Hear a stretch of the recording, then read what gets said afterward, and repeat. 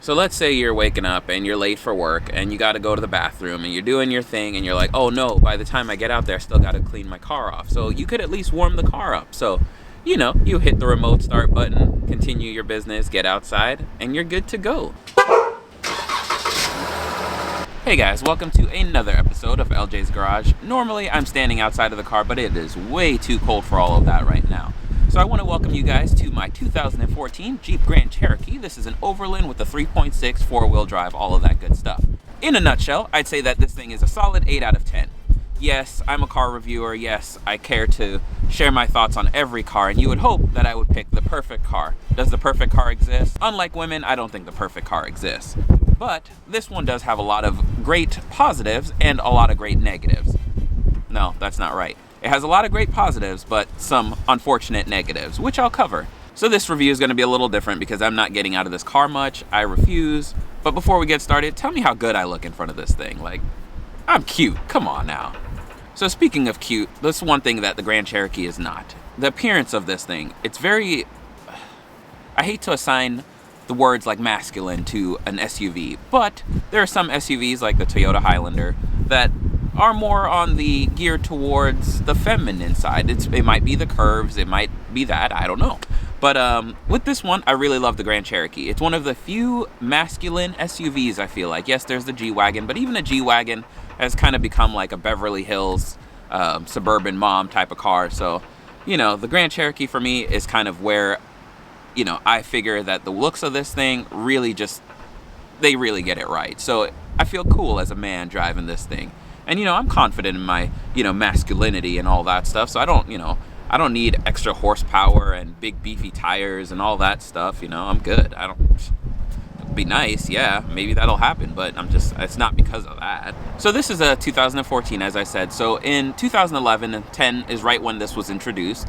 Jeep decided to do a 2014 mid-cycle refresh. This car has been in production from 2011 all the way up till now.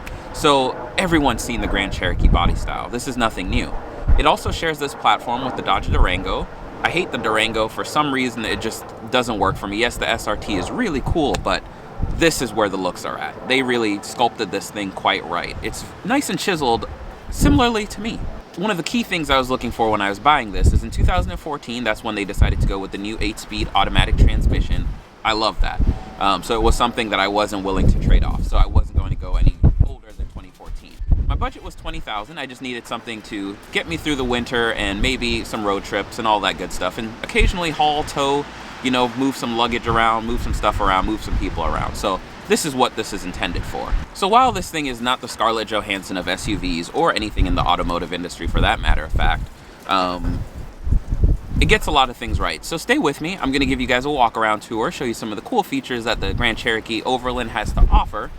I really love what they've done with the front end. On the other thing, they added bi-xenon headlights, which are amazing, and they've pretty much brought this car into the modern world after that upgrade. So it made all the pre-2014s look a little obsolete and a little bit older, and that was one of the things that I was saying. If I'm going to buy this now, I want it to look all right in 2022 driving around the road. A couple cool Overland features that you get on the outside. You get folded and heated side mirrors with blind spot monitoring, so that's pretty nice. You do also get a power tailgate, which is also very nice. And then on top of that, you do also get a tow hitch, which brings towing capacity to 7,200 pounds. Up front, you'll notice a lot of chrome. That's just an Overland thing. You do have a adaptive cruise control sensor, tow hooks, fog lights, your regular bi-xenon headlights, and then this cool grille. Plenty of chrome everywhere. I have to stop and say, one of the funniest things that I've heard this car described with, or the word describing this car, is porky. It's definitely not light. It's about 5,000 pounds, and you feel a lot of that. I cover that in, the drivability of this, but coming from a BMW or any of the X3s, the X5s, American cars don't feel as athletic on the road. Yes, straight line, there's the SRT8, there's the Trackhawk, all of those cool things. But in a base model or any of the regular Cherokees without any performance specs, it just does not handle very thrillingly. I don't know if that's the best way to describe it, but it doesn't inspire confidence around turns. On a straight line on the highway, it feels Feels like it should probably cut back on a couple cheeseburgers. You do also get Napa leather interior, which looks actually really nice, and so far for a 2014, it is holding up pretty well. I'm gonna say the previous owner took amazing care of this thing, so that was another, selling point for me on this. You also do get this panoramic moonroof. That is a beautiful option and something I refuse to go without. So I could have gone with the limited, or a limited with the 75th anniversary or something like that and gotten the panoramic, but I really wanted to make sure I had that. Just a really nice feature for me. Another thing, you get 20-inch wheels, which only makes sense with such a good-sized mid-size SUV that you wouldn't want to put anything smaller than that on these. Yes, they do come with 18s on the lower trims, but I feel like the 20s is a sweet spot. That's where things kind of fit right and look really good. Under the hood is a 3.6 liter V6. It's 290 horsepower, 260 foot-pounds of torque. You do get an 8-speed automatic transmission, and it'll get about 19 city, 24, 26 miles per gallon on the highway, so not too terrible. 0 to 60 in about 7 seconds. Another key feature of the Overland that I absolutely love is the Quadralift air suspension system that they have. One, it rides really nice on the highway. I mean, it rides really nice anywhere you go. You get a couple different modes. You've got park mode, where it lowers the car all the way down to the bottom. You've got aero, which is for highway, so it's still low, but not quite as low as in the parking setting. And then you have off-road 1 and off-road 2. The total travel between the park mode all the way to the bottom and all the way to off-road mode 2 is 4 inches. So at its highest setting, you'll have 11 inches of ground clearance on the Grand Cherokee. So you Wrangler guys that think that the Wrangler is the best Jeep thing out there, I mean, it's pretty nice. I definitely enjoyed my Wrangler. I was gonna say that I talk some stuff, but I really do like the Wrangler too. So that is the lowest setting. Now I'll show you guys off-road 2, the highest setting.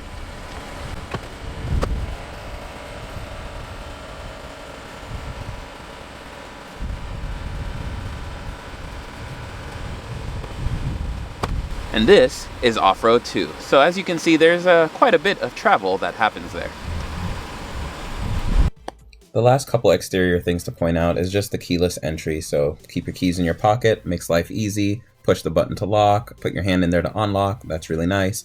And like I said in the beginning, it does have remote start. So 2 great features to have. You can close and open the power lift gate from this. So they got a little button here. You can't lower the seats or any of that. That's really modern stuff that this just didn't have. You do get couple different options back here, a couple different things. I've got a cargo net. You got a little cargo cover, which I love this thing right here.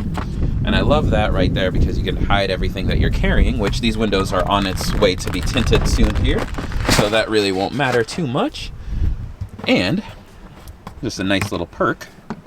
Ugh, look at that, full-size spare. So overall, cargo capacity, fantastic. It's plenty for a midsize. So let's close this up and I'll show you guys some more things. So here I am in the back seat of this thing. Let me put this up. And you can see I'm comfortable back here. And these do have tiny little bit of recline on them. So you can actually go good little ways back here. This is pretty comfortable. You know, if you got a friend and you're in the back seat having a good time and things go where they go, there's plenty of room back here. So with that being said, you do also get some nice features. Heated rear seats. I don't know how many people I'm gonna ever have back here. I don't have that many friends. But if they happen to be back here or my friends have friends, then their butts will be warm. I'm not worried about their butts all that much, but it's still nice to have. You got 2 little map holders back here. Everything looks good. It's nice to touch. Pull this down, you got your cup holders. And then, look at this. Look at this beautiful, beautiful panoramic moonroof. I love this thing. I can't get enough of this. It just adds so much class to this cabin, and it takes it to another level. And at $50,000 for one of these brand new, starting off, it gives a lot of these German cars a run for their money. And then I'll show you guys what it looks like with these seats folded forward. Well, damn. But anyways, this is the rear cargo capacity. Imagine that folded down. As you get older, you don't want to have to, squeeze under the steering wheel and do all that to get out of your car. Easy entrance, easy exit in this thing because look at that. Look at that. Steering wheel comes down, seat moves forward, and all that good stuff. Turn it off. Same thing. No hands. So there's not much to see on this thing, but the gauges are semi-digital, semi-analog. I can turn those on here in a second. On this left-hand side, you've got all your lighting controls. What I do hate is that you do still have the stupid little button to release the gas cover, and I wish they would just do the normal little push style like everyone else does nowadays. It's just so much better. No one siphons fuel anymore. Heated side mirrors, and let me push this button. They do fold, so that's pretty nice with this thing. It's not wide, but it's definitely not a slim, petite little thing. This is for this window shade. As you can see, it's doing its thing. So we're gonna get back to this. And you can stop it if you want, just like right there. Or you can kind of just do what I do and just leave it open. This is for the window itself, so you can actually crack that and let it vent. You can open it almost all the way, and that's it. So sunroof with a little moonroof. It's pretty nice. Auto close. Now all these other buttons, your dome lights, pretty standard stuff, and then your tailgate button. As you'd imagine, push start is there, and all of those nice things. Heated steering wheel. We'll go into this side because this is where a lot of my problems with this thing start to arise. I love this touchscreen size, and I was glad that in 14 they kind of upgraded all of this stuff. So it looks really good. Let me see if I can get you guys in focus. It's the normal Uconnect system. There's no crazy frills or anything like that to it. But you can see you do have some of your climate control stuff still normal buttons, but a lot of it can be all handled up in here. You do have forward collision avoidance. You do have your parking sensors, which this parking camera, that's my other thing. Let me show you guys what this backup camera looks like. This backup camera looks like buttholes. I'm sorry. That's the best way I could describe this thing. Like, this looks like something, like there's phones from this time with better cameras than that. So yes, back to this system before I was so rudely interrupted by this crappy backup camera. You do have a couple different things that you can do in here. Like, you hit controls, and you'll see you got heated and cooled seats, both passenger and driver. You can dim your rear view mirror, and then you could go into settings for the car further in here.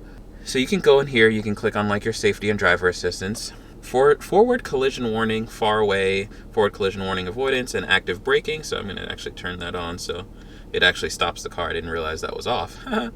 Park sense, sound and display, tilt side mirrors in reverse. Ooh, I like that one, that's important. Blind spot alert, lights and chimes, I'm good with that. Rain sensing, auto wipers, keep that on, hill start assist. There's a lot of stuff that this thing has, so a lot of bang for your buck. And then, if you ever get tired of it all, that's it. I love that. I love having a button to just turn off that screen. So you can hit climate here if you really wanted to, and you can adjust all your climate stuff from this panel as well. So there's a couple ways to get to it. What you could also do is if you're just on any menu, you can actually just hit these buttons down here, and then it'll actually adjust those no matter where you are. So whenever you feel like changing that stuff, you can. With this trim, you do get navigation. I've never used any of Dodge's Uconnect navigation. I haven't heard anything bad about it, so as far as I know, it's all pretty solid. I really just like the way that this whole thing looks. I think Dodge did a good job. They killed that. The dash, I've heard a couple people saying that the dashes aren't the strongest, they don't last the longest. So I'm glad that this one's holding up well so far, which I'd imagine. It's a 2014. But yeah, back to all this stuff, climate control stuff, that's all pretty okay. Like, all of this works okay. So I have no major complaints. I don't love anything because it's not as intuitive as I would like. But down here, this is where my problem starts to arise. This thing. So I want to go put it in reverse. You're supposed to just do that. I want to put it in drive, like that. But sometimes it doesn't work very well all the time. Like right now is reverse and then park. So it's kind of a pain in the booties, to be honest. Cup holders, ambient lighting, push this. You do get a couple charge ports, aux, SD card, standard stuff. Glove box is there. Lift this up. You do get a little storage compartment, another little charging outlet, and another little secret tray that you can use to put more stuff in. So plenty of storage, plenty of space. Now this is also another reason why I wanted the Overland. I probably won't use it to its full potential, but this right here is everything for me. But this is Jeep's Select Terrain 2 system. So instead of just having auto like you do in the other ones with the Select Terrain 1 system, this is a Terrain 2 system. So you have a couple different modes, and this pretty much takes care of everything. You don't have to worry about too much of the locking differentials and all those crazy things. It does all that for you. This is what I was talking about. This is the Quadra lift system. So you can put it all the way down, set it all the way up, and then you'll see there's 2 lights here for off-road 1 and 2. And this is aero, and then this is down. You can only use the slammed mode when you're in park. One of the things people like to do on these Cherokees is they like to mess with this system, and they can leave it in off-road mode for a little bit longer or up to a little higher speeds, and sometimes, I believe, even permanent, technically. And it looks kind of cool, I guess, if you don't want to have to worry about lifts on this when this already has air ride. Just kind of a cool touch. You can also go in here to your display and change this background, which it doesn't look like much happens, but I swear the background back there is changing. You see that? Oh, you got different themes. Jeep 1, 2, 3, 4, 5, 6, 7. I guess I got to be nice to this thing because I bought it. But like I said, 8 out of 10. Perfect women, no perfect cars. There's some cars that come really close. The Cherokee, it's not bad. Yeah, I do like this thing. It's so comfortable driving this thing around the city, you know, regular roads like that. It's nice. You know, like I can just take this thing off the road whenever I feel like it and just hop things. So, I mean, it's not as crazy aggressive as, you know, the Wrangler, but this thing's plenty fine. And so I got it in off-road 1. I'll put it in off-road 2. We'll go a little higher up. And I'm not really off-road. I'm just in some grass in the fields doing nothing. But there's some rocks here and stuff, and this thing goes over them just fine. Like, I don't have to worry about too much getting torn up because I know I have the clearance, and it's just so comfortable. Like, I just mind my business. Whoa. And then back on the road. And then let's go ahead and put this thing back in aero, which it does automatically. You can only use off-road 1 or 2. I think it's up to 20 miles an hour, somewhere around that ballpark. It starts to lower itself automatically. It's not stable for speeds.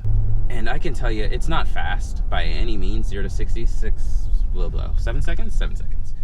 But I drive it pretty quick. I mean, I whip it around corners. I do whatever I need to do, and I haul ass.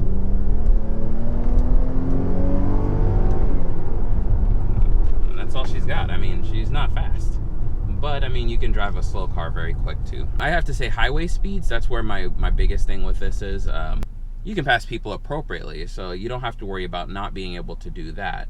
What happens is when you get to about 70, 75, I feel like this thing just has nothing really left to give. You really got to floor it and like maybe even use the paddle shifters to get that last little bit of oomph out of it. And once you do, it's actually respectable. Road noise isn't bad. It's pretty smooth overall. Like everything about this thing is fairly smooth. And that's really why I wanted it. I don't want a Wrangler because if I have to commute, I don't want to commute in a Wrangler. The people that do, good on you. Not my lifestyle. Moving this around the city, it's pretty nice. Potholes, not worried about. Not really worried about much in this thing. It's a tank, a luxury tank. You know, yes, it's not a Range Rover or a G-Wagon, you know, or the new BMW X5 or anything like that, but it holds its own. And I feel like what Dodge and a lot of the American manufacturers do is they throw a lot of good things at cars, and sometimes they don't always stick, or they are good things, but they're not refined quite right. Like the Uconnect system could be way better. They've worked it out now, and it's actually pretty good, but there's so much they could have done better with that. Button layouts, things like that. I guess, you know, it's one of those things people say things are overly engineered, overly German, but I feel like that's not a bad thing. Some of this stuff needs to be engineered and thought through and processed, and that's what this is missing. You know, it's got great interior, all these things, but there's just so many corners where I feel like Jeep missed an opportunity to really capitalize on this thing. Under $20,000, I would do this again. There's not really much. I would love a supercharged Range Rover, but that doesn't make any sense. Those aren't reliable, whereas this, I can use the word reliable and feel pretty confident. So overall, that's all I have for you guys on this one. I do like the Grand Cherokee, and not every car is perfect, not every SUV is perfect, but you got to know what you're looking for, and that's the key thing. So if you're new to the channel, consider subscribing, and for my returning subscribers, thank you guys as always. I will see you guys next time, and let me know your thoughts, questions, concerns, comments, anything at all.